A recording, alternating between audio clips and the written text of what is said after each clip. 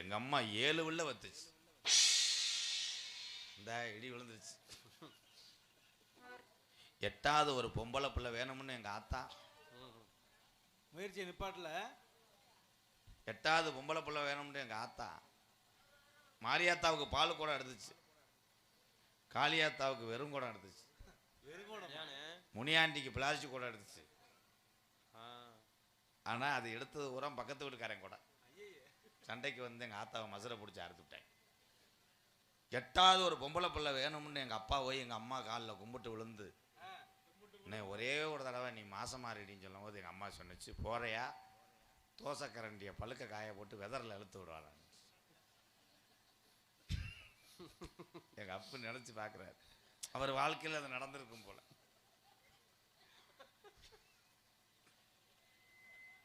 ஆனா 7 பிள்ளைய சாதகமும் சரியில்லை. அக்கா கதையை கேளுக்கா.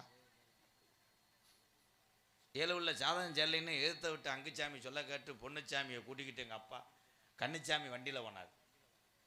சொந்த சாமியை கும்பிட்டு சாதக நோட்டை எடுத்துக்கிட்டு பட்டுக்கோட்டை பக்கம் அந்த சோசியர் பேர் மக்கனா குண்டு, அவர் பேர் ஊதி ஒண்ணாம இருங்கடா மக்கனா குண்டா.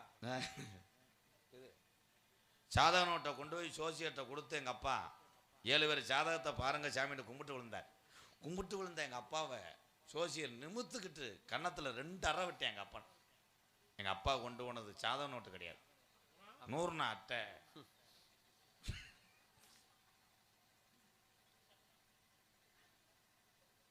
அது நினைக்குது 100 அட்டை எப்படி விளக்கா பைய கொண்டு போனேன். அப்ப கிறக நோண்டத்தானே செய்யும்.